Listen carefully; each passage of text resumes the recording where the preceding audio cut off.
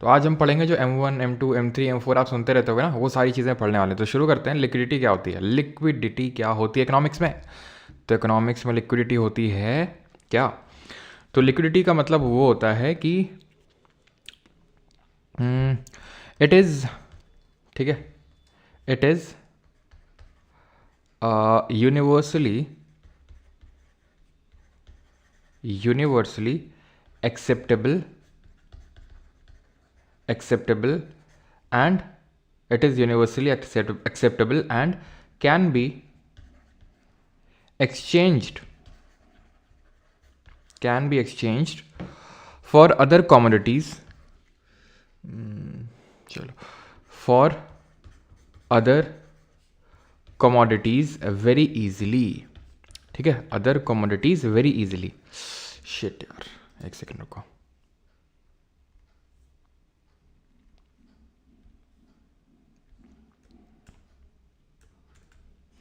ठीक है, तो आज हम लोग स्टार्ट करने वाले मनी एंड बैंकिंग, और स्टार्ट करते हैं। मनी एंड बैंकिंग का ये लास्ट लेक्चर रहेगा, ठीक है, जिसमें कि हम लिक्विडिटी के बारे में समझेंगे, जिसमें कि हम डिफरेंट टाइप्स के जो मॉनेटरी एग्रीगेट्स हैं, M0, M1, M2, M3, M4, ये सब देखेंगे। NPA क्या होता है, नॉन परफॉर्मिंग एसेट्स, ये सब क्या होते हैं, ये सारी चीज़ें आज के लेक्चर में देखने वाले हैं। तो हम लोग लिक्विडिटी से स्टार्ट करें तो लिक्विडिटी है what? It is universally acceptable and can be exchange for other commodities, ठीक है, for other commodities very easily. तो इसको हम लिक्विडिटी बोलते हैं। तो आप कुछ इमेजिन करो ऐसा जो यूनिवर्सली एक्सेप्टेबल हो, हर जगह एक्सेप्टेबल हो, और उसको तुरंत एक्सचेंज किया जा सकता हो।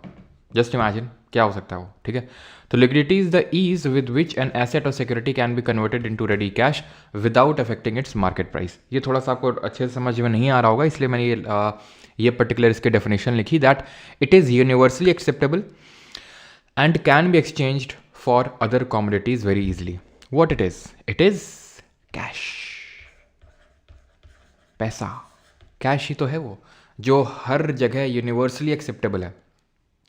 हमने पढ़ा था ना कि जो हमारा कैश होता है या फिर हमारा जो मनी होता है उसको हमने डिफरेंट पार्ट्स में बांटा था। एक तो हमने बोला था फियाट मनी, याद आया कुछ? फियाट मनी ये क्या होता है? ये एक लीगल टेंडर होता है। लीगल टेंडर होता है मतलब इसको कोई मना नहीं कर सकता एक्सेप्ट करने से, no one can refuse to accept it. वहीं दूसरी ओर हमारा एक होता है fiduciary money. Now this fiduciary money is kind of based on the trust, मना कर सकता है। चेक एग्जाम्पल इसका है ना, चेक इसका एग्जाम्पल है। तो लिक्विडिटी का मतलब ये है कि जो मतलब हर जगह एक्सेप्टेबल है, तो वो कैश हो गया। जो पैसा है, नोट है, जैसे नोट है हमारा, ठीक है, वो लिक्विड है, ठीक है, उससे ज़्यादा लिक्विड और कुछ नहीं हो सकता है। अब किसी चीज़ की जो लिक्विडिटी है वो कैसे डिटरमाइन होगी? वो ऐसे डिटरमाइन होगी जो डेफिनेशन लिखी है कि वो कितनी यूनिवर्सली एक्सेप्टेबल है और वो कितनी जल्दी कैश में कन्वर्ट हो सकता है। एग्जाम्पल के तौर पे अगर मैं तुम्हारे सामने तीन चीज़ें रख दूं, ठीक है, तीन चीज़ें रख दूं, कैश रख दूं, ठीक है, मैं तुमसे बोलता हूँ यार तुम्हारी दुकान है, मैं तुम्हारी दुकान में लैपटॉप खरीदने आया कि यार लैपटॉप दो यार, ठीक है, तो तुमने बोला सर लैपटॉप चाहिए तो पैसा दो। तो हमने कहा कि तुमको हमने तीन ऑप्शन दिए, कैश, एक ऑप्शन दिया चेक, और एक ऑप्शन दिया गोल्ड, ठीक है, और एक मैंने कोई बॉन्ड दे दिया, गवर्नमेंट बॉन्ड। गवर्नमेंट बॉन्ड क्या होता है? वही मैंने कल बताया था कि गवर्नमेंट का बॉन्ड होता है जिसमें लिखा होता है कि भाई इतना इतना रुपये आपको पे किया जाएगा, आप ये ट्रेडेबल है मार्केट में जाओगे तो इसके एवज में तुम पैसा उठा सकते हो, ठीक। अब तुम मुझे बताओ तुम किस में लोगे, और प्रेफरेंस दो, मुझे प्रेफरेंस दो, ठीक है। ये 1 है, ये 2 है, ये 3 है, ये 4 है। डिक्रीजिंग प्रेफरेंस में मुझे बताओ जल्दी से, सबसे पहले किसको लोगे, फिर किसको लोगे, फिर किसको लोगे, फिर किसको लोगे, जल्दी से बताओ। कैश लोगे वो तो समझ में आता है, लेकिन बाकी का मुझे लिख के बताओ। उत्तम बेटा सुधर जाओ, आंसर बताओ जल्दी से।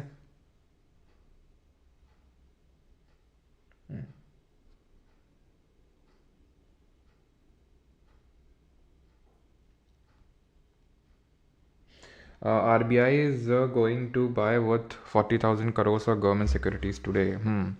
तो गवर्नमेंट सिक्योरिटी अगर बाई कर रहा होगा तो क्यों बाई कर रहा होगा, बताओ जल्दी से। अगर 40,000 की गवर्नमेंट सिक्योरिटी आज खरीदने जा रहा है RBI, तो क्यों खरीद रहा होगा, क्यों क्यों क्यों, बताओ जल्दी से। तो दिया है 1324, किसी ने लिखा है, अच्छा किसी ने लिखा है, जगदीश ने 1324 लिखा है, शुभम ने 3142 लिखा है, और कोई ऑप्शन है? टैब ने क्या लिखा है, 1243 लिखा है, और कुछ ऑप्शन है? अच्छा सब दे डाला। आर्यन ने लिखा है 3124, 4231 मतलब कुछ बाकी नहीं, सारे परमिटेशन कॉम्बिनेशन लगा डालो, है ना। 3124 लूँगा, ये सब सारे परमिटेशन कॉम्बिनेशन बता दे रहे हो। तो भाई सबसे पहली बात तो इसमें कोई डाउट ही नहीं होना चाहिए भाई कैश कि अच्छा ठीक है, तुम्हारी प्रेफरेंस है, ठीक है। अब देखते हैं ज़्यादातर लोगों ने क्या एक्सेप्ट किया होगा। तो भाई अगर मैं तुम्हारी जगह होता तो मैं तो कैश लेता सबसे पहले, ठीक है। देन मैं जाता गोल्ड के पास, ठीक है। देन मैं जाता चेक के पास, ठीक है। देन मैं जाता गवर्नमेंट के पास, यानी मैं पहला वाला ऑप्शन चूज़ कर रहा होता। क्यों? क्योंकि कैश तो कैश है भाई, इससे लिक्विड तो कुछ हो ही नहीं सकता है कि नहीं।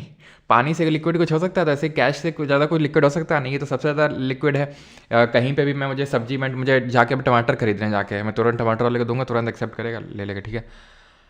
अब मैंने क्या बोला कि वो ज़्यादा लिक्विड होगा जो जल्दी से कन्वर्ट हो सकता है कैश में, ऐसे समझ लो जो जितनी जल्दी एक्सचेंजेबल फॉर्मेट में कन्वर्ट हो जाए। और कैश जो होता है हमारा मनी जो होता है वो एकदम एक्सचेंजेबल फॉर्मेट में होता है, ठीक है। तो अगर मैं चेक लूँगा और मैं चेक को लगाने जाऊँगा बैंक में, खुद सोचो, तो पैसा हो ना हो मेरे अकाउंट में, जैसे मैंने तुम्हें चेक से पे किया, मेरे अकाउंट में पैसा हो ना हो, चेक बाउंस कर जाएगी। फिर क्या करोगे? फिर करते रहना केस खेलते रहना मीटिंग है ना। तो चेक, और फिर अगर मान लो चेक में पैसा है भी मेरे अकाउंट में, तो तुम लगाओगे तो तुरंत तो पैसा आ नहीं जाएगा तुम्हारे अकाउंट में, टाइम लगेगा। जैसे फॉर एग्जांपल मान लो तुमने पता चला फ्राइडे इवनिंग को लगाया, तो सैटरडे संडे बैंक की छुट्टी है, पता चला मंडे को आ रहा है पैसा, तो तुरंत तो नहीं आएगा। गोल्ड में तुरंत आएगा, सुनार की दुकान में जाओ तुरंत पैसा मिलेगा तुम्हें। कोई दिक्कत है इसमें? गोल्ड में तुरंत पैसा मिलेगा, तो इसलिए मैंने थर्ड को चुना, सेकंड के ऊपर। देन गवर्नमेंट बॉन्ड सबसे आखिरी मैंने चुना उसको, ठीक है। तो ये लिक्विडिटी का क्या है, मतलब ये मेरा प्रेफरेंस है, और ये ऑलमोस्ट सभी का होगा जो थोड़ा समझ रखता है, आई थिंक, ठीक है। अब पता नहीं आपने 3124 गोल्ड को प्रेफरेंस क्यों दिया। गोल्ड को तो पहले जाना पड़ेगा ना कैश में कन्वर्ट करने के लिए। अब हो सकता है हाँ वो अलग मोटिव हो आपके कि यार कैश में लूँगा तो कैश को इन्वेस्ट करना पड़ेगा, फालतू में पड़ा रहेगा पैसा, गोल्ड ले लेता हूँ, गोल्ड का प्राइस बढ़ेगा, वो आपके हो सकता है अलग मंसूबे हों, ठीक है। लेकिन लिक्विडिटी के टर्म्स में तो 1324 will be the correct order, right. अब मुझे बताओ डिमांड डिपॉजिट ज़्यादा लिक्विड हो गया, टर्म डिपॉजिट, जल्दी से बताओ। ये तो मैंने आपको बता दिया लिक्विडिटी के बारे में, तो इसको मत देखो। ये बताओ मुझे डीडी ज़्यादा लिक्विड होगा या टीडी? टीडी समझा चुका हूँ कल, ठीक है। कि डिमांड डिपॉजिट होते हैं हमारे जैसे कि सेविंग अकाउंट में जो पैसा पड़ा हुआ है, जो करंट अकाउंट में पैसा पड़ा हुआ है, और वहीं टर्म या फिर टाइम डिपॉजिट की बात करें तो फिक्स डिपॉजिट या फिर रिकरिंग डिपॉजिट, एफडी और आरडी। तो डिमांड डिपॉजिट तो बैंक में जाऊंगे तुरंत मिल जाएगा ना, एफडी आरडी को तोड़वाना पड़ेगा, उतना जल्दी पैसा मिलेगा नहीं। तो demand deposit is more liquid than term deposit. Now अब थोड़ा सा लिक्विड खेल लेते हैं, मतलब कि पैसा खेल लेते हैं। लिक्विडिटी अभी इसकी चर्चा हो ही रही थी ठीक है। तो ये चीज़ तो मैं आपको एक्सप्लेन कर चुका हूँ कि जो मनी होता है, ठीक है, कि पहले भाई बार्टर सिस्टम चलता था, एक्सचेंज होता था for one commodity to the other, लेकिन उसके कुछ लिमिटेशंस होते हैं। लिमिटेशंस ये होते हैं कि there should be a double coincidence of want, जो मुझे चाहिए वो तुम्हारे पास होना चाहिए और जो तुम्हें चाहिए वो मेरे पास होना चाहिए। डबल कोइंसिडेंस ऑफ वांट होता है, उसको हम, वो पेरिशेबल कमोडिटी होता है, उसको हम एक जनरेशन से दूसरे जनरेशन में ट्रांसफ़र नहीं कर सकते हैं, है ना। तो ये चीज़ें होती हैं। लेकिन वहीं मनी की अगर बात करें तो इसके क्या खासियत होती हैं कि it can serve as a medium of exchange. ये as a medium of exchange के तौर पे सर्व करता है, ठीक है। ये as a unit of account, unit of account मतलब किसी चीज़ का हमें खाता वाता मेंटेन करके रखना होता है। जैसे हम बोलते हैं देश की अर्थव्यवस्था इतनी है, इतने ट्रिलियन डॉलर है, इतना, ठीक है, ये सब हम बोलते हैं ना, तो ये यूनिट ऑफ अकाउंट ही तो है। अगर मतलब जैसे फॉर एग्जांपल मैं बोल रहा हूँ कि तुम्हारी वेल्थ है, और जल्दी से बताओ वेल्थ फ्लो कॉन्सेप्ट होता है, स्टॉक कॉन्सेप्ट होता है। तो वेल्थ को मैं बोल रहा हूँ कि वेल्थ जो है तुम्हारी 5 करोड़ है या फिर 2 करोड़ है तुम्हारी वेल्थ, है ना। अब मान लो ये मनी होता ही नहीं तो मैं कैसे बताता कि तुम्हारे पास इतना गेहूँ इतने चावल है, तो मैं कैसे इस बात का अंदाज़ा लगाता कि तुम अमीर हो या फिर तुम्हारे पड़ोसी अमीर है। तो it is a unit of account के तौर पे ये जो है सर्व करता है। क्लियर? और क्या काम है इसका? तो और है इसका कि मीडियम ऑफ एक्सचेंज हो गया, यूनिट ऑफ अकाउंट हो गया, स्टोर ऑफ वैल्यू, ठीक है, इसमें वैल्यू है। भले ये स्टोर ऑफ वैल्यू है लेकिन इसकी ध्यान रखेंगे कि कोई इंट्रिंसिक वैल्यू नहीं होती है, ठीक है। No intrinsic value. Intrinsic value का मतलब क्या होता है, इसकी खुद की कोई वैल्यू नहीं है। जैसे 500 रुपये का नोट है, मान लो, ठीक है। अब 500 रुपये का नोट का 500 रुपये की वैल्यू इसलिए है क्योंकि उसमें वो आरबीआई के गवर्नर के हस्ताक्षर हैं, वो गवर्नमेंट के द्वारा इशूड है, इसलिए उस नोट की एज सच कोई वैल्यू नहीं, उस कागज़ की वैल्यू नहीं है। समझ रहे हैं आप भावनाओं को मेरी, कि कागज़ की वैल्यू नहीं है, उसमें जो लिखा है। अब सोचो उतना ही पीस का मैं पेपर फाड़ लूँ, ठीक है, और उसको कहीं देने जाऊँ कि भाई ये लो 500 रुपये, तो थोड़ी ना कोई एक्सेप्ट करेगा, उसकी वैल्यू थोड़ी ना इंट्रिंसिक वैल्यू। जैसे गोल्ड है तो उसमें इंट्रिंसिक वैल्यू है, उसमें स्टोर्ड वैल्यू है। समझ पा रहे हैं, उसमें इंट्रिंसिक वैल्यू, बिकॉज गोल्ड हो गया, सिल्वर हो गया, इनमें अगर आप इनको बेचने जाओगे तो उनकी खुद की वैल्यू है। आप उसका टुकड़ा काट दोगे। अब जैसे मान लो ये है, ठीक है, 500 रुपये का नोट है, मैं आधा काट दूंगा, ठीक है, थोड़ा सा काट दिया, मैं बोलूँगा भाई आधा काट दिया 250 में, 250 रुपये की चीज़ दे दो मुझे, ये 500 को मैंने आधा कर दिया तो 250, कोई मतलब है इस बात का नहीं है। लेकिन वही मैं गोल्ड है, ठीक है, सोने का एक बिस्किट है, तो उसको मैं तोड़ दूंगा तो उसकी ऑब्वियस सी बात है वैल्यू आधी आधी हो जाएगी, है कि नहीं। भले थोड़ा सा कम हो जाए और कम हो जाए, लेकिन जैसे मान लो फॉर एग्जांपल ये 1 लाख का सोने का बिस्किट है, ठीक है, तो 50-50 होना चाहिए। हो सकता है 48-48 हो जाए, क्योंकि भाई आप मतलब एक साथ था तो ज़्यादा ठीक था इस तरह से, लेकिन वैल्यू तो है ना, जीरो तो नहीं हो गई ना वैल्यू। जैसे 500 का नोट मैं काट दूंगा बीच से तो वो जीरो हो गई उसकी वैल्यू, क्योंकि उसकी खुद की कोई स्टोर्ड वैल्यू नहीं है। क्लियर, उसी को बोलते हैं इंट्रिंसिक वैल्यू नहीं है इसमें।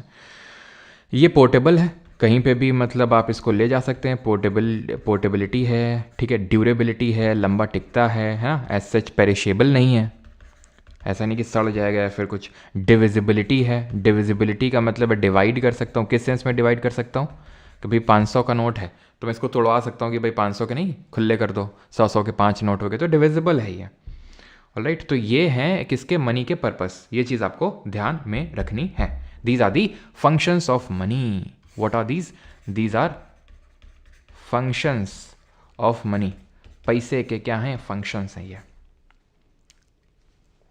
क्लियर, इतनी चीज सभी को। बाकी फियाट मनी, फिड्यूशरी मनी तो क्लियर ही आपको। अब यहां पर हम देखते हैं कि वाई पीपल होल्ड मनी।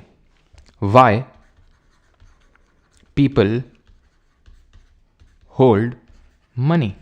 लोग पैसा अपने पास क्यों होल्ड करके रखते हैं? जबकि कायदे से तो अगर हम देखें तो अगर वही डाल देंगे पैसा बैंक में, कहीं इन्वेस्ट कर देंगे तो उसमें तो ब्याज मिलेगा, तो क्यों लोग होल्ड करते हैं? जबकि मतलब there is an opportunity cost involve. अभी जो मैंने आपको चीज़ बताई कि भाई अगर मेरे पास मान लो 10,000 रुपये हैं तो मैं क्यों होल्ड कर रहा हूँ इसको, वो रीज़न अभी देखने वाले हैं। क्योंकि वही 10,000 अगर मैं बैंक में डाल दूंगा अकाउंट में, मैं भले सेविंग मतलब सेविंग अकाउंट में डाल दूँ या फिर उसकी एफडी बनवा दूँ, तो पैसा मिलेगा यार मुझे, उसमें इंटरेस्ट रेट मिलेगा। लेकिन ऐसे तो रखा हुआ है तो कुछ इंटरेस्ट रेट ही नहीं मिल रहा है, यानी कि मैं वो अपॉर्चुनिटी कॉस्ट को लूज़ कर रहा हूँ। अपॉर्चुनिटी कॉस्ट क्या होता है?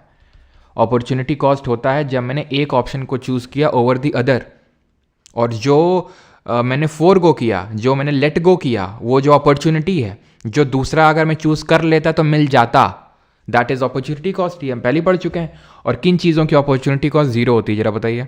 तो लोग फिर क्यों होल्ड करते हैं मनी? रीजंस इसके दो होते हैं। एक तो होता है ट्रांजैक्शन मोटिव, दो मोटिव्स होते हैं उसके। एक तो होता है ट्रांजैक्शन मोटिव, ठीक है, ट्रांजैक्शन मोटिव। अब मुझे कोई सामान खरीदना है तो कहाँ से खरीदूंगा भाई? हाँ, कुछ अगर मुझे सामान खरीदना है तो मैं कहाँ से सामान खरीदूंगा? उसके लिए कुछ पैसा तो होना चाहिए ना मेरे पास। तो एक तो ट्रांजैक्शन मोटिव है, दूसरा स्पेकुलेटिव मोटिव है। स्पेकुलेटिव मोटिव के बारे में जॉन मेनार्ड कीनीज ने बताया था। इसको बोलते हैं सट्टाबाजारी बोल सकते हैं, ठीक है, सट्टा प्रवृत्ति बोल सकते हैं। इसके बारे में जॉन मेनार्ड कीनीज, जिनको फादर ऑफ मैक्रो इकोनॉमिक्स बोलते हैं, जिन्होंने किताब जनरल थ्योरी ऑफ एम्प्लॉयमेंट लिखी थी, और किस कंट्री से जरा बताएंगे। तो इन्होंने स्पेकुलेटिव मोटिव के बारे में बताया था कि लोग जो है स्पेकुलेशन करते हैं। किस तरह के स्पेकुलेशन? कि भाई अभी पता है इंटरेस्ट रेट अच्छे खासे चल रहे हैं, तो आगे जाके अभी इंटरेस्ट रेट गिरेंगे, इसलिए जितना बॉन्ड खरीद सकते हो, जितने ज़्यादा से ज़्यादा चीज़ें खरीद सकते हो खरीद लो। क्या क्या खरीद लो भाई? गोल्ड खरीद लो, है ना, और या फिर बॉन्ड खरीद लो, गवर्नमेंट सिक्योरिटी, तो ये सब खरीद के रख लो, ठीक है। और मान लो कि इंटरेस्ट रेट बहुत कम चल रहे हैं, बहुत कम चल रहे हैं, तो लोगों को लगा यार ब्याज में तो मतलब अगर हम कहीं इन्वेस्ट करेंगे तो पैसा मिलेगा नहीं, इससे अच्छा अपने पास रखो। क्यों? क्योंकि आगे राइज करेंगे तब लगाएंगे पैसा। तो ये होता है लोगों की सट्टा प्रवृत्ति, जिसके बारे में जॉन मेनार्ड कीनीज ने बताया था, ठीक है। क्लियर थी चीज़? तो मैंने क्या बताया कि जो स्पेकुलेटिव डिमांड फॉर मनी है, स्पेकुलेटिव डिमांड फॉर मनी का मतलब होता है लोग अपने पास कितना पैसा रखना चाह रहे हैं। बस ऐसे तुम समझो इसको कि स्पेकुलेटिव डिमांड फॉर मनी का मतलब है कि लोग अपने पास कितना पैसा रखना चाह रहे हैं, तो is inversely proportional to rate of interest. यानी कि अगर ब्याज की दरें कम चल रही होंगी तो लोग ज़्यादा पैसा रखना चाहेंगे अपने पास। ब्याज की दरें कम तो लोग ज़्यादा पैसा रखना चाहेंगे अपने पास। क्यों? क्योंकि मैंने बताया आपको कि अगर ठीक है मेरे पास पैसा है लेकिन ब्याज की दरें कम है तो मैं अपना स्पेकुलेशन लगाऊंगा, मैं सट्टा प्रवृत्ति है इंसान की कि भाई वो सोचेगा कि आगे चल के ये बढ़ेगा इंटरेस्ट रेट, तब लगाऊंगा क्योंकि तब मुझे इंटरेस्ट रेट अच्छा मिलेगा। क्यों फालतू में अभी लगा के बैठ जाऊं, क्यों भी फालतू में पैसा लगा के बैठ जाऊं। तो स्पेकुलेटिव रेट ऑफ इंटरेस्ट कम तो स्पेकुलेटिव डिमांड फॉर मनी ज़्यादा होगी एंड वाइस वर्सा। मतलब अगर रेट ऑफ इंटरेस्ट ज़्यादा है तो लोग ज़्यादा गोल्ड बॉन्ड इन सब में पैसा लगाएंगे। ठीक है, ये जॉन मेनार्ड कीनीज जी का कहना था।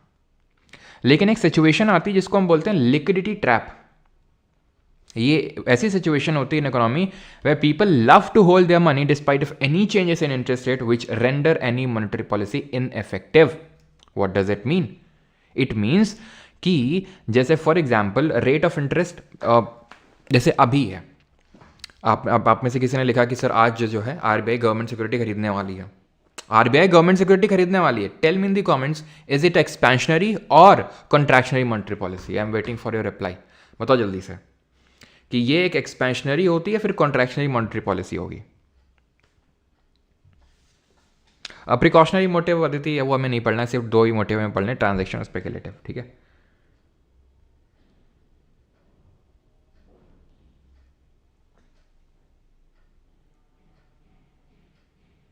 लेकिन इतने में इन्फ्लेशन की वजह से पैसे की वैल्यू भी तो घट जाएगी। कैसे? मैं समझा नहीं। अच्छा, पैसे की वैल्यू अगर घट जाएगी तो फिर रखने में तो और ज़्यादा लॉस है ना। अगर आप शायद अगर मैं सही समझ पा रहा हूँ तो और ज़्यादा वैल्यू घट जाएगी ना। अगर मैं उसको इन्वेस्ट नहीं करूँगा और रखूँगा अपने पास तो वो तो और ज़्यादा घट जाएगी। एक्सपेंशनरी है बिल्कुल। कॉन्ट्रैक्शनरी सोमनाथ कैसे लिख रहा हो हैं? कॉन्ट्रैक्शनरी संजय कैसे लिख रहा हो? एक्सपेंशनरी है। क्यों? क्योंकि गवर्नमेंट सिक्योरिटी आरबीआई खरीदेगी तो उसको पैसा देना होगा उसके एवज में, तो पैसा मार्केट में वो इन्फ्यूज कर रहा है। एक्सपेंशनरी मॉनेटरी पॉलिसी है क्योंकि डिमांड इकोनॉमी में जनरेट नहीं हो रही। अब सोचो कि आरबीआई अपनी एक्सपेंशनरी मॉनेटरी पॉलिसी ला रहा है, बैंक रेट रेपो रेट सबको घटा रहा है, ठीक है, गवर्नमेंट सिक्योरिटी को सेल कर रहा है, फिर भी कुछ हो ही नहीं रहा है। कुछ हो ही नहीं रहा का मतलब है कि लोग अभी भी कुछ खरीदने को तैयार ही नहीं है, अपना पैसा मार्केट में उतारने के लिए तैयार है ही नहीं, जबकि आरबीआई ने सबके हाथों में पैसा दे दिया। फिर भी गवर्नमेंट ने भी टैक्स कम कर दिए और गवर्नमेंट ने सब्सिडी यानी ट्रांसफ़र पेमेंट बढ़ा दिए, सब्सिडी पेंशन और ये सब जो स्कॉलरशिप मिलती सब बड़ा खर्च कर ही नहीं रहे लोग। इसको बोलते हैं लिक्विडिटी ट्रैप। लिक्विडिटी मतलब पैसा, ट्रैप मतलब फंस गया है, पैसा फंस गया है लोगों के हाथों में, वो निकल ही नहीं रहा है। क्यों? क्योंकि रेट ऑफ इंटरेस्ट लो चल रहे हैं। किसी कारण की वजह से हो सकता है, जैसे मान लिया रिसेशन जैसी सिचुएशन है, मंदी जैसी सिचुएशन है, तो रेट ऑफ इंटरेस्ट कम है, लोगों के हाथ में पैसा आ रहा है, लोग स्पेकुलेशन कर रहे हैं भाई आगे बढ़ेगा, तो तुम उनके हाथ में जितना पैसा डाल दो वो यही सोचेंगे आगे चल के कोई बढ़ेगा तो मैं क्यों इन्वेस्ट करूँ अभी। तो लिक्विडिटी ट्रैप वाली सिचुएशन में ये होता है कि एक्सपेंशनरी मॉनेटरी पॉलिसी इनएफेक्टिव हो जाती है, लोग स्पेंड नहीं कर रहे हैं। ठीक है, लोग स्पेंड क्यों नहीं कर रहे हैं? क्योंकि लोगों को पता है कि बाद में बढ़ेंगे प्राइस। ठीक है, तो इसीलिए चीज ध्यान रखिएगा, it is the point where speculative demand for money is infinitely elastic.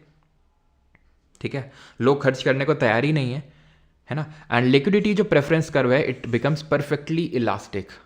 Perfectly elastic है लिक्विडिटी प्रेफरेंस कर्व, इसका मतलब है लोग पूरी तरह से पैसे को प्रेफर कर रहे हैं, उसको होल्ड करना चाह रहे हैं। इसका कर्व थोड़ा सा इस तरह से ध्यान रखना, ये अगर कभी कर्व पूछ ले, वैसे पूछा तो नहीं है, थोड़ा सा ये चीज़ ध्यान रखिएगा। यहाँ पर हम रेट ऑफ इंटरेस्ट रखते हैं, यहाँ पर ये जो स्पेकुलेटेड डिमांड फॉर मनी है वो, ठीक है, एंड ये कुछ इस तरह का बनता है। ठीक है, तो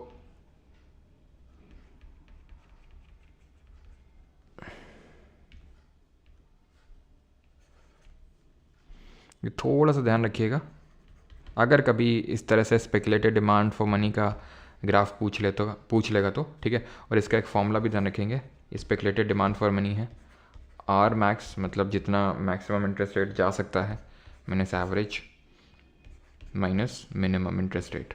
ठीक है, तो ये थोड़ा सा फॉर्मूला भी ध्यान में रखेंगे। क्लियर हो गया लिक्विडिटी ट्रैप? किस केस में स्पेकुलेटेड डिमांड फॉर जो मनी है इनफाइनाइटली इलास्टिक है और लिक्विडिटी की प्रेफरेंस वो परफेक्टली इलास्टिक है कि लोग बिल्कुल पूरी तरह से उसको होल्ड करना चाह रहे हैं मनी को।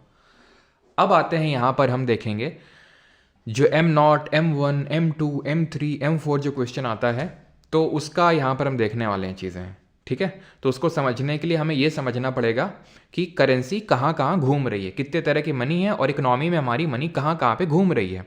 एक्चुअल में जो M0, M2, M1, M2, M3, M4 होता है ये इनको मॉनेटरी एग्रीगेट कहा जाता है। इससे आरबीआई को ये सहूलियत मिलती है, आसानी होती है ये जानने में कि पैसा कहाँ पे ज़्यादा पड़ा हुआ है, सो दैट वो उसी हिसाब की दवा दे जिस दवा से वो चीज़ पर्टिकुलर चीज़ ठीक हो जाए, है ना। बिकॉज उसको पता है कि भाई यहाँ पर बैंक के पास ज़्यादा पैसा पड़ा हुआ है या फिर लोगों के हाथों में पैसा कम सर्कुलेट कर रहा है, पोस्ट ऑफिस में ज़्यादा पैसा पड़ा हुआ है, तो आरबीआई के पास खुद के पास ज़्यादा पैसा पड़ा हुआ है, तो इस चीज़ के लिए वो M0 या फिर M0, M1, M2, M3, M4 लाता है, ठीक। तो टाइप्स ऑफ मनी है यहाँ पर 4। करेंसी जो सर्कुलेट कर रही है, जो डिपॉजिट्स हैं आरबीआई के पास, जो पोस्ट ऑफिस में है और जो बैंक्स के पास है, ठीक है। अब हम सबसे पहले देखेंगे करेंसी इन सर्कुलेशन। जो सर्कुलेट कर रही है करेंसी इकोनॉमी में, 2 तरह की है, ठीक है। कौन कौन सी? एक तो जो बैंक के पास करेंसी है, करेंसी इन सर्कुलेशन का मतलब है जो करेंसी पैसा सर्कुलेट कर रहा है। एक तो जो लोगों के हाथ में है और दूसरा वो जो बैंक्स में सर्कुलेट कर रहा है। बैंक्स में सर्कुलेट करने का मतलब ये है कि जो बैंक अपनी डे टू डे फंक्शनिंग के लिए कैश रखता है, कि कोई भी अगर आ गया 5 लाख 10 लाख निकालने आते रहते हैं ना लोग पैसे, तो वो है करेंसी विद बैंक्स। इसको आप डिमांड डिपॉजिट या टर्म डिपॉजिट मत समझिएगा, ये वो है जो बैंक्स जिस पैसे से डे टू डे फंक्शनिंग करता है, डे टू डे फंक्शनिंग करता है, उसी को बोला जाता है करेंसी विद बैंक्स, ठीक है। ये करेंसी इन सर्कुलेशन का पार्ट है। Then deposit with banks, I again repeat, 4 तरह की मनी करेंसी इन सर्कुलेशन देख लिया। एक तो जो लोग के पास है और जो बैंक के पास है, जिससे वो डे टू डे ट्रांजेक्शन कर रहा है। अब दूसरे पे आते हैं डिपॉजिट विद बैंक्स। 2 तरह के डिपॉजिट हो सकते हैं बैंक के पास, डीडी और टीडी, बताने की जरूरत नहीं होनी चाहिए। डिपॉजिट विद आरबीआई 2 तरह के हो सकते हैं। बैंक के डिपॉजिट विद आरबीआई, जो बैंक्स ने डिपॉजिट कर रखे हैं आरबीआई के पास, कल हमने पढ़ा था, ठीक है। ये सब रिवर्स रेपो रेट, वो क्या है? एक तरह से बैंक का डिपॉजिट ही तो है आरबीआई के पास, रिवर्स रेपो रेट, अगर आपको याद है। And other deposit with RBI का मतलब है कि बैंक को छोड़ के किसी और ने डिपॉजिट करवा रखे हैं, गवर्नमेंट वगैरह ने, तो वो आरबीआई के पास डिपॉजिट पड़े हुए हैं, ठीक है। पोस्टल, आखिरी हमारा पोस्टल डिपॉजिट। पोस्ट ऑफिस के पास भी ऐसे डिमांड डिपॉजिट और टाइम डिपॉजिट होते हैं, DD and TD, same as bank. Is that clear? यहां तक किसी कोई डाउट तो नहीं है? किसी को यहां तक कोई डाउट तो नहीं है समझने में सारी चीजें?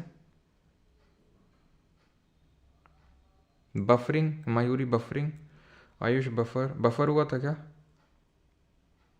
क्या भाई बफरिंग का इशू है क्या? आज मेरा पढ़ने का मन नहीं है सर सृष्टि सिंह।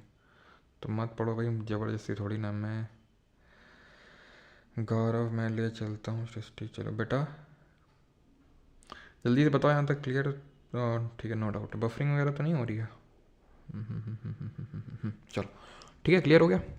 अब यहाँ पर हम देखेंगे ये मॉनेटरी एग्रीगेट्स जो होते हैं हमारे, ठीक है, किस लिए होते हैं मैंने आपको बताया, लिक्विडिटी चेक करने के लिए। ये होते हैं M0, M1, M2, M3 and M4, ठीक है। तो सबसे पहले हम M0 देखते हैं, फिर M0 हम बोलते हैं इसको, ठीक। यहाँ पर मैं लिख लेता हूँ M0। तो इसमें 2 चीज़ें आती हैं, एक तो currency in circulation, currency in circulation plus deposits with RBI, ठीक है। जो 2 हमारे कंपोनेंट थे मनी के वो इसमें आ रहे हैं, ये M0 है, ठीक है। मतलब currency in circulation, deposits with RBI. अब डिपॉजिट्स विद आरबीआई तो यार दोनों आ जाएंगे ना, बैंकर के डिपॉजिट भी आ जाएंगे और अदर डिपॉजिट भी आ जाएंगे, तो इनको हम कॉमनली लिख लेंगे डिपॉजिट विद आरबीआई, ठीक। ये एक्ट करेगा as a base for M1, M2, M3, M4 के लिए बेस एक्ट करेगा ये। अब इसको खोलेंगे हम, इसको क्या करेंगे? खोलेंगे, और अब हम M1, M2, M3, M4 में जाएंगे, ठीक। तो ये मॉनेटरी बेस के तौर पे एक्ट करता है, इसको मॉनेटरी बेस बोलते हैं या फिर हाई पावर्ड मनी बोलते हैं या फिर रिजर्व्ड मनी बोलते हैं। Is that clear? किसको हम क्या बोलते हैं? अब ये बेस एक्ट करेगा किस किस के लिए? M1 के लिए, M2 के लिए, M3 के लिए और M4 के लिए, ठीक है। चलिए, तो M1 की अगर बात करें तो करेंसी इन सर्कुलेशन में कितनी चीज़ें आ रही थी? 2 चीज़ें हैं, एक तो हमारे पास है पब्लिक के पास और एक जो बैंक के पास है। तो इसमें किसको लें? Currency with public, currency in circulation with public, पूरा इस तरह से लिखेंगे, ठीक है। प्लस डिपॉजिट विद आरबीआई, दो तरह के हैं, एक तो बैंक के डिपॉजिट, एक अदर डिपॉजिट, अदर वाला लेंगे, यानी बैंक को इग्नोर मारना है यहाँ पे भी और यहाँ पे भी। अदर डिपॉजिट विद आरबीआई, हमने यहाँ पे भी बैंक के डिपॉजिट नहीं लिए और यहाँ पे भी बैंक के पास जो करेंसी सर्कुलेशन है वो नहीं लिया। प्लस बैंक का ले लो डीडी, डिमांड डिपॉजिट।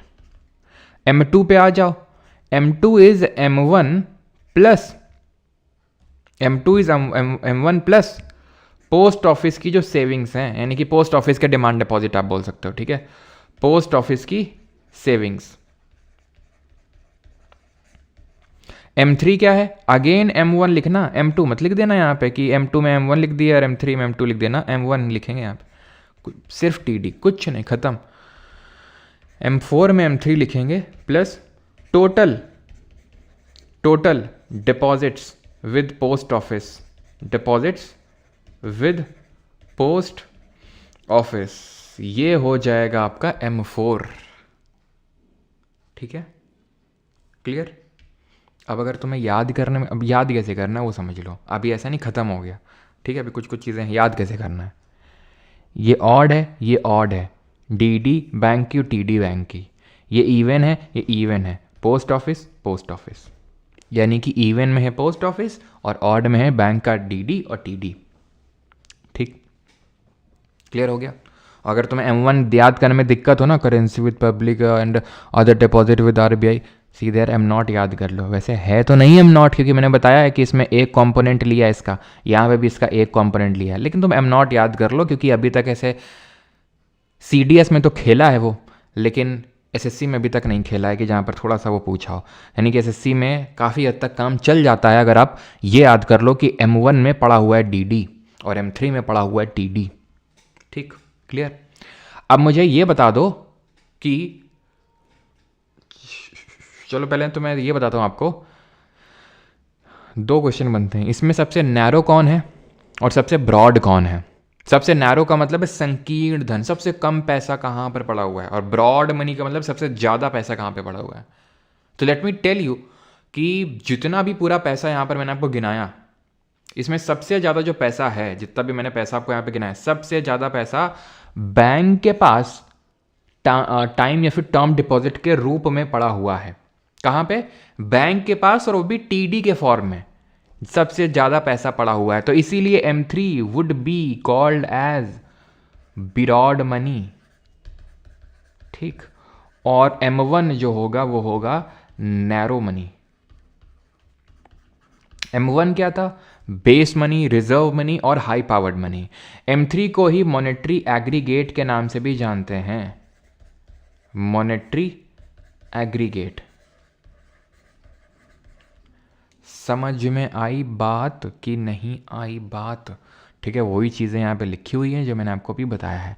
लिक्विडिटी का ऑर्डर देखेंगे तो ये सबसे ज़्यादा लिक्विड है, देन ये सबसे कम, और ये सबसे नैरो मनी है, और ये सबसे ब्रॉड मनी है। इज़ दिस क्लियर और नॉट, बताओ भाई, किसी को कोई डाउट तो नहीं है यहाँ तक। और मोदी जी USA पहुँच चुके हैं।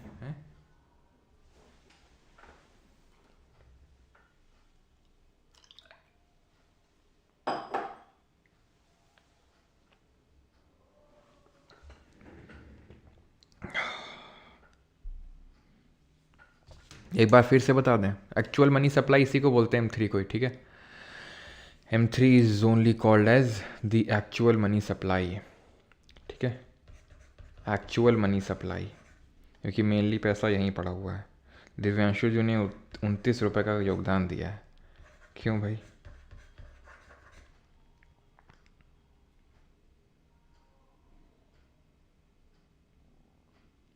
बट सर बैंक का TD तो कोई लिक्विडिटी नहीं है, ये तो लॉक हुआ पड़ा है, तो आप इससे क्या रुद्र जी कहना चाहते हैं, फिर पूछना चाहते हैं? लॉक हुआ पड़ा है तो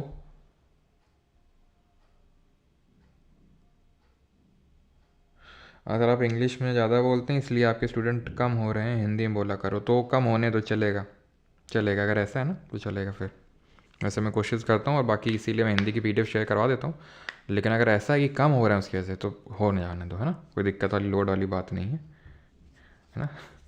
चलो, लेकिन जो लोग हिंदी मीडियम वाले हैं बता दूं फिर से कि वो आपकी पीडीएफ पड़ जाती है, इसीलिए सो दैट आप वहाँ से चीज़ें देखते रहें।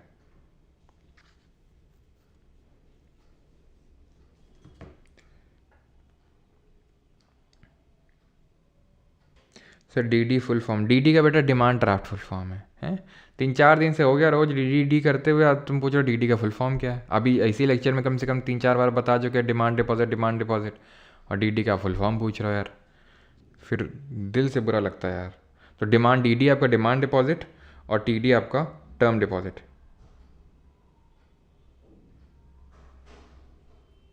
सबसे ज़्यादा लिक्विड कौन है भैया यहाँ पे? रहे तो M1 सबसे ज़्यादा लिक्विड है, then M2, then M3 and then M4।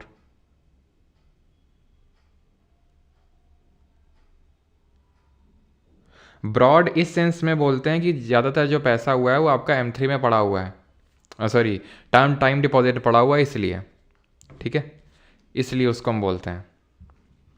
चलो आगे बढ़ते हैं, और यहाँ पर आते हैं ये लिबॉर मेबॉर ये सब क्या होता है, ठीक है। बाकी जब क्वेश्चंस करेंगे तो अपने आप ही आपका कॉन्सेप्ट अगर मतलब अभी सेटल डाउन नहीं हुआ है तो अपने आप दिमाग में सेटल डाउन हो जाएगा M1 M2, ठीक है। मैं फिर से रिपीट कर देता हूँ, M0 है दो चीज़ें, करेंसी इन सर्कुलेशन, ठीक है, नहीं करेंसी इन यूज़ आप बोल सकते हो, plus deposits with RBI। M1 क्या है, आप नहीं तुम्हें भेजे में बात समझ आ रही तो M0 और DD समझ लो, M0 प्लस DD, ठीक है। वैसे होता तो ये है कि करेंसी इन यूज़ में लेते हैं हम करेंसी विद द पब्लिक, और इसमें लेते हैं अदर डिपॉजिट विद RBI और उसको रखते हैं यहाँ पे, देन डिमांड डिपॉजिट। ये क्या है, M1 प्लस पोस्ट ऑफिस की जो सेविंग्स हैं वो। M3 में क्या है, M1 प्लस टाइम या फिर टर्म डिपॉजिट। M4 क्या है, M3 plus total post office की सेविंग्स, ठीक है, टोटल पोस्ट ऑफिस की ये सेविंग्स हैं। अब आते हैं ये लिबॉर मेबॉर और ये सब क्या होता है। Inter bank money transfer to fulfil their CRR को तो कल हमने देखा था कि CRR और SLR मेंटेन करना होता है बैंक्स को, तो आपस में क्या करते हैं, पैसा वगैरह लेते हैं, ठीक है। जैसे फॉर एग्जांपल SBI है, तो कल हमने देखा था एग्जांपल कि भाई आपस में लोग एक इंटरेस्ट रेट पे, मतलब रेट पे वो पैसा उठाते हैं मार्केट से, तो उसको मेबॉर बोलते हैं, Mumbai inter bank offer rate. ये बेस्ड होता है एक इंटरनेशनल जो रेट चल रहा होता है उसके बेसिस पे बेस्ड होता है। पहले ये लिबॉर पे बेस्ड था, London inter bank offer rate पे, मतलब हर कंट्री का अपना अपना ये ऑफर रेट होता है जहाँ पे उस कंट्री की बैंक, जैसे कि टोक्यो का अपना अलग है, उसको आई थिंक टिबॉर बोलते हैं, Tokyo inter bank offer rate. तो हर कंट्री का अपना अपना अलग अलग होता है वो, है ना। तो और इसको स्टॉक एक्सचेंज से मत वो कंफ्यूज करना। और एक चीज़ ज़रा बताओ कि एशिया का सबसे ओल्डेस्ट स्टॉक एक्सचेंज कौन सा है, एशियाज़ ओल्डेस्ट स्टॉक एक्सचेंज, बताओ भाई जल्दी से। एशिया का सबसे पुराना स्टॉक एक्सचेंज। तो इस रेट पे क्या होता है, ये लोग इंटरेस्ट रेट एक दूसरे को ऑफर करते हैं जो कि इंटरनेशनल वाले पे बेस्ड होता है। लिबॉर था पहला, लेकिन कुछ स्कैम वगैरह हुआ लिबॉर में जिसके चलते अभी सॉफर पे शिफ्ट हो गए ज़्यादातर कंट्रीज़, और इंडिया में भी RBI ने दिशा निर्देश दे दिए थे सभी बैंक को सॉफर पे शिफ्ट होने के। SOFR is secured overnight financial rate. बहुत ज़्यादा इससे क्वेश्चन आते नहीं, तो बस फुल फॉर्म भी याद रखेंगे तो काम चलेगा आपका, ठीक है। ओल्डेस्ट अगर एक्सचेंज रेट की अगर बात करेंगे तो ये आर्य समाज जब बना था ना, तो उसी साल बना था। ये कौन सा है, मतलब कब बना था ज़रा बताइए। ये आपका इंडिया का, ये Bombay stock exchange, Bombay stock exchange जिस साल आर्य समाज बना था, कब बना था, 1875 में। नेशनल स्टॉक एक्सचेंज 1992 में जाके बनता है वो, ठीक है। ये मनी मार्केट क्या होता है, तो और दो तरह के मार्केट होते हैं, इक्विटी मार्केट और मनी मार्केट। इक्विटी मार्केट है जैसे मैं स्टॉक मार्केट में पैसा लगाऊं, लेकिन मेरे पास थोड़ा सा पैसा जो मुझे मान लो कि 1 महीने के लिए लगाना है, ठीक है, मुझे 1 महीने के लिए पैसे लगाना है। तो 1 महीने में तो यार इतना जल्दी मुझे स्टॉक मार्केट में कुछ रिटर्न्स देखने को नहीं मिलेंगे, बिकॉज स्टॉक मार्केट में तो लंबे समय के लिए पैसा लगाया जाता है, तब ढंग का कुछ समझ में आता है कि हाँ भाई पैसा बना। तो इसलिए शॉर्ट टर्म जो मार्केट होती है उसको मनी मार्केट बोलते हैं, ठीक है। ये भी दो तरह की होती है, कॉल मनी होती है और एक नोटिस मनी होती है। कॉल मनी होती है जहाँ पर 1 दिन में पैसा पे करना होता है, नोटिस मनी में होता है जहाँ 2 से 14 दिन में आपको पैसा पे वगैरह करना होता है। ये सब 2 से 14 दिन का मार्केट होता है ये, ठीक है। क्लियर है, ये मैं आपको एक्सप्लेन कर चुका हूँ। ट्रेजरी बिल क्या होते हैं कल हमने देखा था, ये जिनका मेच्योरिटी है तो 91 या तो 182 या 364 डेज़ का होता है, ठीक है। इनको डिस्काउंट रेट पे लिस्ट किया जाता है, इनका कोई इंटरेस्ट रेट ऐसा नहीं होता। डिस्काउंट रेट आप समझ गए हो कैसे क्या होते हैं, मैंने कल बताया था आपको रेपो के टाइम पे कि जैसे फॉर एग्जांपल आप मेरे से गवर्नमेंट सिक्योरिटी लेने आए, वो गवर्नमेंट सिक्योरिटी गवर्नमेंट बॉन्ड 100 रुपये का है, मैंने तुम्हें 90 रुपये ऑफर किए, जब तुम आओगे मुझे तो पूरे 100 रुपये के दे के जाओगे और अपनी सिक्योरिटी लेके जाओगे। ठीक है, तो 100 रुपये दोगे और अपनी सिक्योरिटी लेके जाओगे, तो ये जो 10 रुपये का मुझे प्रॉफिट हुआ वही मेरा यहाँ पर स्प्रेड होगा। स्प्रेड आप समझते हैं, स्प्रेड क्या होता है? स्प्रेड होता है जो बीच का मार्जिन, बीच का जो प्रॉफिट होता है उसी को स्प्रेड बोलते हैं। तो जब कल मैंने बैंक के बारे में आपको पढ़ाया था तो वहाँ पर स्प्रेड के बारे में बताया था कि स्प्रेड जो बीच का प्रॉफिट होता है, जो बीच का मार्जिन बनता है, उसको स्प्रेड के नाम से जाना जाता है। ठीक है, क्लियर है यहाँ तक? App not working in iOS, और ऐप अलग से बनवा रहे हैं iOS के लिए, तो चिंता मत करो, है ना? क्लियर है?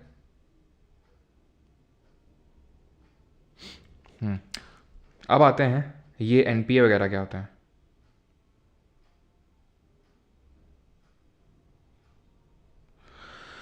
हाँ, अभी आते हैं ये एसेट्स क्या होते हैं, मतलब ये सॉरी NPA क्या होते हैं।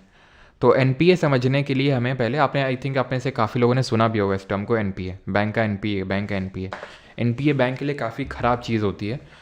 तो NPA समझने के लिए ये पहले तो अगर आप NPA का फुल फॉर्म ही अगर आप यहाँ पर देखेंगे तो it is non performing assets, non performing assets, है ना?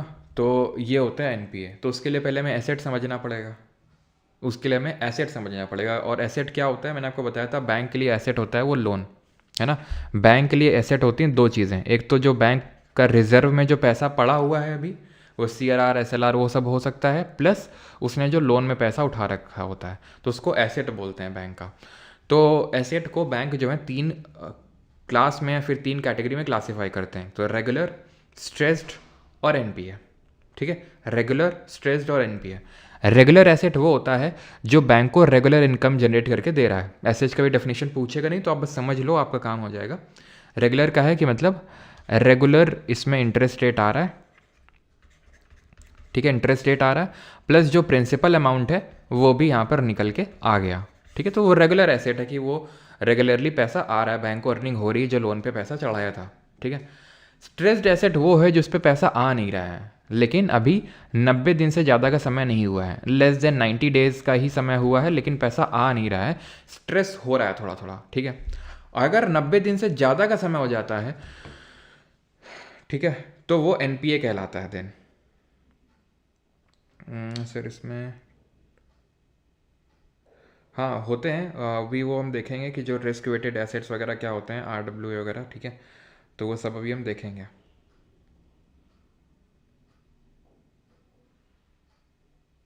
सर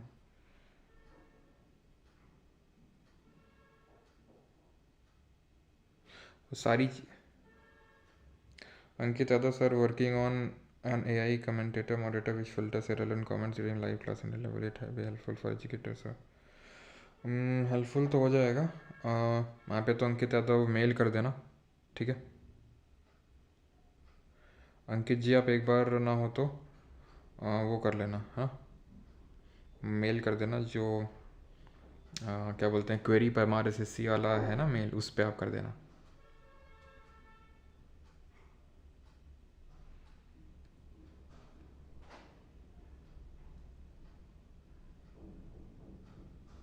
चलो, तो कहाँ पे थे हम? NPA पे। तो 90 दिन से अगर ज़्यादा का समय हो गया और अगर वो पैसा नहीं आ रहा है तो उसको हम NPA बोलते हैं। ठीक है, तो ये होता है आपका सब स्टैंडर्ड, मतलब इसको भी हम तीन क्लास में, तीन कैटेगरी में क्लासीफाई करते हैं, एक सब स्टैंडर्ड, एक डाउटफुल और एक लॉस एसेट। तो सब स्टैंडर्ड एसेट वो है 90 दिन मतलब 3 महीने। ठीक है, तो 3 महीने से लेकर 12 महीने तक अगर पैसा नहीं आया, 1 साल, तो सब स्टैंडर्ड होगा। ठीक है, more than 12 months, more than 12 months तो वो आपका डाउटफुल होगा। लॉस एसेट का मतलब है राइट ऑफ कर दो, बैंक को राइट ऑफ कर देना होता है। इसको राइट ऑफ कर देना मतलब भूल जाओ, अब ये पैसा नहीं आने वाला है, गया, खत्म, टाटा गुड बाय टाइप हो गया इसका। बैड बैंक क्या होती हैं? तो बैड बॉय की तरह बैड बैंक होती हैं। बैड बैंक क्या होती हैं? बैड बैंक वो बैंक होती हैं जो बैंकों का NPA, NPA मतलब bad loans, NPAR bad loans. Bad loan क्या लोन है? जिन पे पैसा नहीं आ रहा है। आपने देखा होगा काफ़ी सारे लोग जो है पैसा लेके चुकता नहीं करते हैं। तो बैंक को चलाना इतना आसान काम नहीं कि तुमने सोचा अच्छा सर बैंक ऐसे पैसा कमाती हैं क्या, पैसा लिया पैसा उठा दिया और बीच में प्रॉफिट बढ़िया बैठ के कमा रहे हैं। ना ना ना, इतना आसान होता तो हर किसी की कोई बैंक ना होती। पैसा दे के वसूल करना ये बड़ा मुश्किल काम होता है ना। तो ये जो मुश्किलात है उसका सामना करना पड़ता है बैंक को, और उनका NPA हो जाता है, बहुत ढेर सारा बैड लोन बोलते हैं। तो इन बैड लोन की रिकवरी के लिए 2000 मतलब ये उनके रिकवरी के लिए बैड बैंक बनाई जाती हैं। ये बैड बैंक क्या करती हैं, बैंकों से बोलती हैं देखो ये तो तुम राइट ऑफ कर ही चुके हो अपना, मतलब कि तुम भूल चुके हो, तो क्या हो अगर हम इसको तुम्हें रिकवर करके दें, क्योंकि इस काम में हम माहिर हैं, ठीक है, हफ्ता वसूली में, क्योंकि वसूली भाई से अपना डायरेक्ट संपर्क है, तो वसूली करके देंगे और उसमें सर्टन पर जितना भी वसूली हो जाएगा, क्योंकि वो तो तुम्हारे लिए गया है, तुम्हें जितना मिल जाए उतना तुम्हारा बढ़िया फ़ायदा है। तो वो बैंक भी को भी लगता है हाँ बात तो सही है, तो फिर थोड़ा बहुत हमें दे देना और बाकी हम तुम्हें दे देंगे, तो दोनों के लिए विन विन सिचुएशन हो जाती है। तो 2021 के जो बजट था उसमें दो इस तरह के बैड बैंक्स को इस्टेब्लिश करने की बात कही गई थी। एक तो थी NARCL, that is national asset reconstruction company limited, और दूसरी थी IDRCL, that is India debt resolution company limited. ये बैंक वो बैंक होती हैं जो क्या करती हैं, एसेट रिकंस्ट्रक्शन करती हैं, एसेट को रिकंस्ट्रक्ट कर रही हैं, ठीक है, रिकंस्ट्रक्शन। सारफेसी एक्ट वो एक्ट है, मतलब ये पार्लियामेंट में एक एक्ट लाया गया था SARFAESI, which stands for securitisation and reconstruction of financial assets and enforcement of security interest act. तो सारफेसी एक्ट वो एक्ट है जिससे ये पावर बैंक को पावर दी गई है, या फिर किसी भी फाइनेंशियल इंस्ट्रूमेंट को, कि वो प्रॉपर्टी सीज कर सकते हैं डिफ़ॉल्टिंग बोरोवर की। क्योंकि हमें पता है कि जब बैंक में लोन लेने जाते हैं तो आपसे कुछ ना कुछ कोलेट्रल रखवाया जाता है, गिरवी रखवाया जाता है ना, गिरवी। तो कई बार वो बेचना उस सारी चीज़ों को बड़ा मुश्किल हो जाता है बैंक के लिए, ठीक है। अब जैसे बैंक है, मान लो किसी ने गांव में लिया है, किसान ने लोन लिया अपनी खेती पे, तो क्या ना खेती को उसको बिकवाना नीलाम करवाना उतना आसान नहीं होता बैंक को। पहले लेखपाल को लेके जाएंगे, फिर उसकी पूरा वो माप आप होगा, बड़ा मुश्किल होता है, ठीक है, बैंक के लिए। तो ये पावर देता है सारफेसी जो एक्ट है 2002 में जो क्या आया था, इसका फुल फॉर्म थोड़ा ध्यान रखेंगे। बैंक को ये पावर देता है कि वो प्रॉपर्टी सीज कर सकते हैं बैंकफुल डिफॉल्टर की। विलफुल डिफॉल्टर कौन होते हैं? विलफुल डिफॉल्टर होते हैं पैसा दे तो सकते हैं लेकिन दे नहीं रहे हैं, जानबूझ के दे सकते हैं लेकिन दे नहीं रहे हैं, उनको बोलते हैं विलफुल डिफॉल्टर। IBC क्या है? Insolvency and bankruptcy code. तो जो लोग दिवालिया हो जाते हैं ना तो उनको हम इंसॉल्वेंट बोलते हैं, तो उन्हीं के लिए इंसॉल्वेंसी एंड बैंकरप्सी कोड आया था 2016 में। It consolidate the existing laws on bankruptcy. Bankruptcy का मतलब है वही जो लोग पैसा नहीं दे पा रहे हैं, दिवालिया हो गए हैं, तो उसको लेके जितने भी कानून हैं उनको कंसोलिडेट करना है, उनको एक साथ करने का काम किया था इस IBC ने, विच stands for insolvency and bankruptcy code. 21 साल आया था, बस ध्यान रखेंगे 2016 में, बस इतना ही आपसे क्वेश्चन पूछेगा। और आज का हमारा आखिरी टॉपिक है, दैट इज़ बेजल नॉर्म्स। ये बेजल नॉर्म्स क्या चीज़ होते हैं, ठीक है। सर आपके पैसे अटके थे पोस्ट ऑफिस में, वो मिले? हाँ वो मिल गया, ट्विटर में ट्वीट वगैरह करना पड़ा था, अभी तो मिल गया।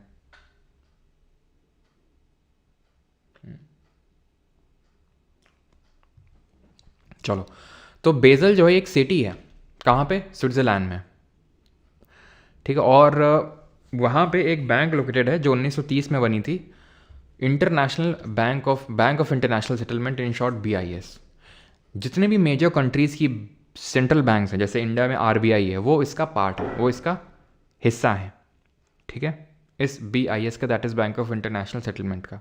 1930 में बनी थी, और एक कमेटी का गठन किया इसने 1974 में। 1974 में 10 कंट्रीज़ ने, जिसको ग्रुप ऑफ 10 बोलते हैं, G10, जैसे हम G20 पढ़ते हैं, ग्रुप ऑफ 20 है ना, G7 ग्रुप ऑफ 7, जैसे G10 10 देशों का समूह बैठा था 1974 में, 1974 में, और उसने मतलब, ठीक है, 1974 में, और उसने कुछ नॉर्म्स निकाल के दिए। 1988 में बेजल 1, 2004 में फिर से बैठा बेजल 2, 2010 में बेजल 3। अभी क्या बेजल 1, बेजल 2, बेजल 3 हो रहा है, तो इसको समझो।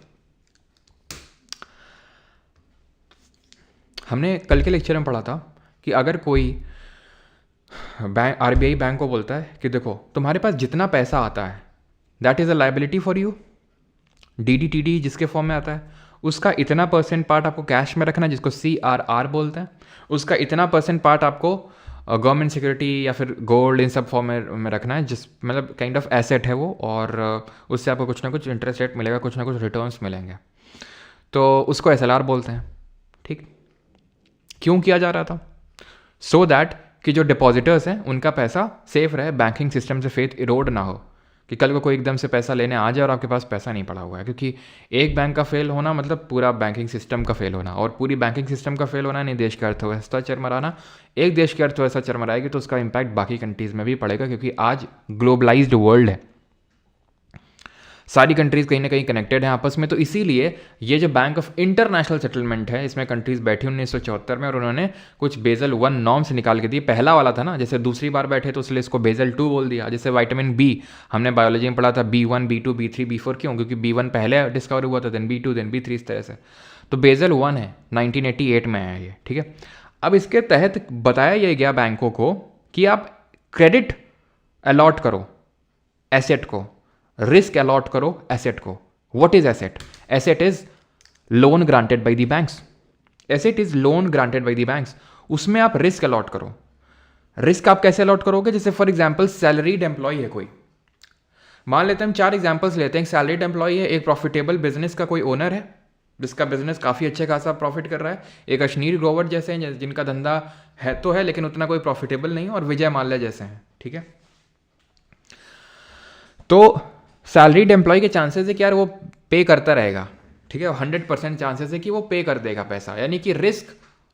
और मान लो कि सबको 1-1 करोड़ दिया है, मान लेते हैं, मानने में क्या जा रहा है कि सबको 1-1 करोड़ बैंक ने ऑफर किया है। ठीक है, तो 100% चांसेस है पे करने के लिए, तो रिस्क 0% है फिर तो, क्योंकि पूरा पैसा आ जाने वाला है। प्रॉफिटेबल बिजनेस ओनर 90% चांसेस है कि पैसा दे देगा, क्योंकि इसका बैंक मतलब इसका बिजनेस प्रॉफिट में चल रहा है, तो बहुत ही कम चांस है कि पैसा ना पे करे, तो यानी कि 10% रिस्क एसोसिएटेड है। ऐसे अश्नीर ग्रोवर के साथ मान लेते हैं 50%, या फिर अश्नीर ग्रोवर की जगह आप नॉन प्रॉफिटेबल बिजनेस ओनर भी कर सकते हैं, विजय माल्या, ये तो आप जानते हैं। ठीक है,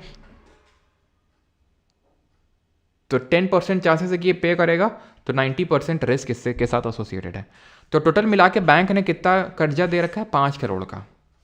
ठीक है, इस 1 करोड़ में रिस्क 0, इस 1 करोड़ में रिस्क 10 लाख की है कि नहीं? 10 लाख की है ना, 1 करोड़ का 10% 10 लाख, इसमें रिस्क 50 लाख का, और इसमें रिस्क 90 लाख का।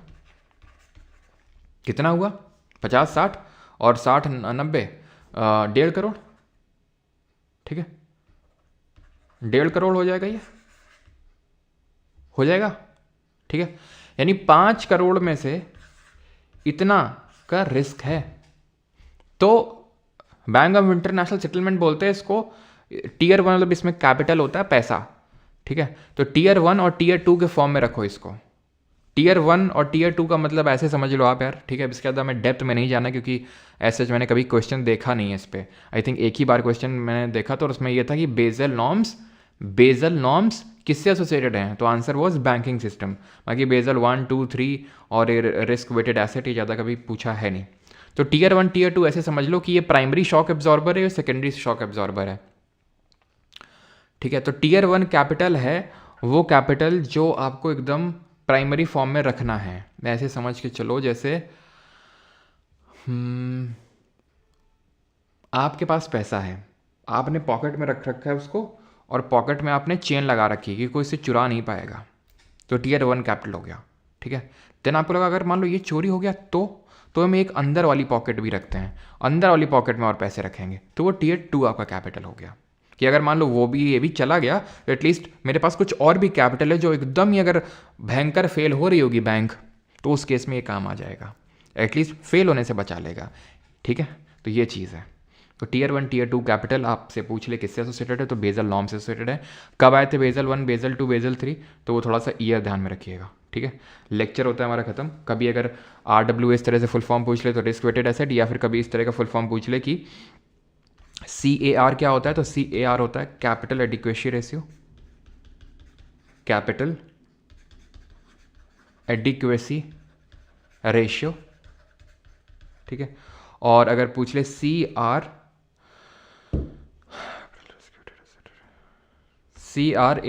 ठीक है, तो इसका हो जाएगा कैपिटल टू रिस्क वेटेड